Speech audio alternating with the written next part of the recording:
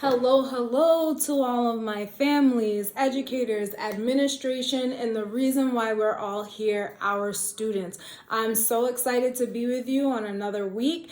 Today is our community address. We're going to be talking to you parents, you families, administration, educators, teachers, paraprofessionals, special education teachers. We're talking to you today. And so year after year, we come to this monumental time of year where kids are getting ready to get back into school. Parents are ready to send their kids off. Families are like, it's time to go. We're gearing up. School shopping is on the rise. And so with that, it's important to recognize that year after year, we encounter some of the same situations. Different students, different set of circumstances, a little bit of more pizzazz or less pizzazz depending on what we're dealing with.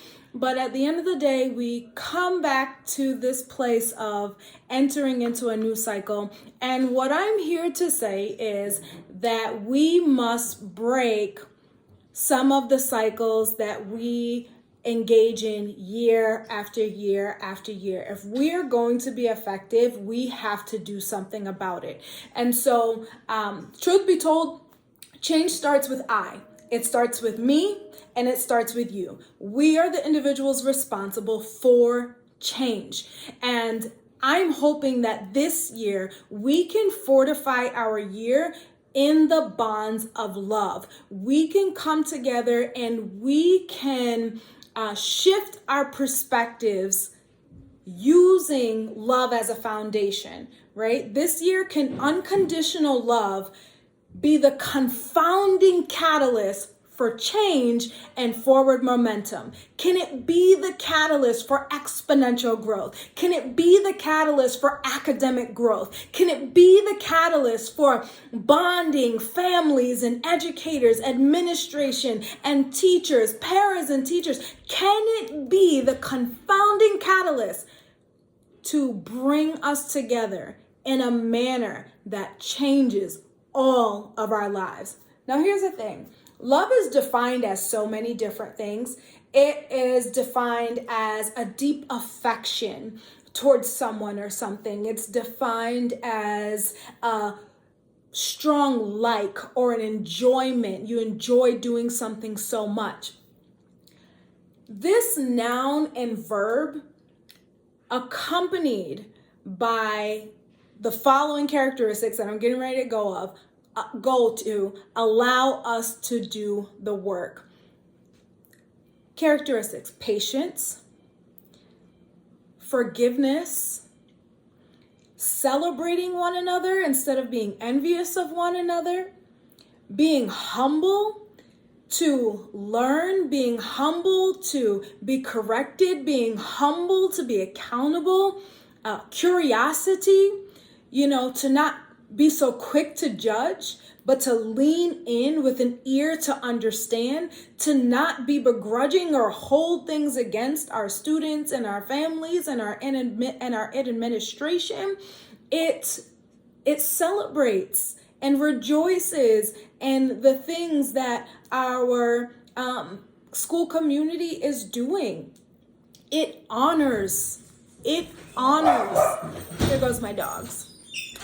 It honors each individual and what they contribute. It honors the voice. It never silences the voice. These characteristics of love are something that we really need to hold on to, because these are the things that allow us to persevere. These are the things that allow us to trust. These are the things that allow us to hope. Love, and I think it's so beautiful because love is more powerful than what we give it credit for. We think of love and we think, pansy, we think mushy, we think gushy, but love is such a strong, fortifying word that unites. It unites people across the board, right? And so I challenge us all to go into this year with a perspective that leans into growing in love, right? It's not, we're not perfect. We're imperfectly perfect humans, right? And we can grow and groom ourselves and others in the characteristics and attributes of love. Love is a vibrational frequency that operates at about 528 hertz. This is, love, and then gratitude is a little bit higher than that. But they are very strong vibrational frequencies that have the power and the ability to establish good physical health, that allow the brain to be in a pleasurable state, that make you ready, right? Ready to engage, ready to interact, ready to do. Studies have shown that exposure to the love frequency positively impacts your health overall. And this is because the love frequency has a calming effect on our nervous system, which promotes healing and well-being. You think about how we operate within our brains. There's a place of needing to be ready.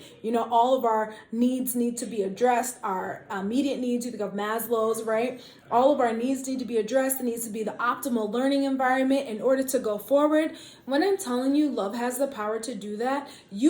When you operate in love, and your students know that you love you, know that you love them.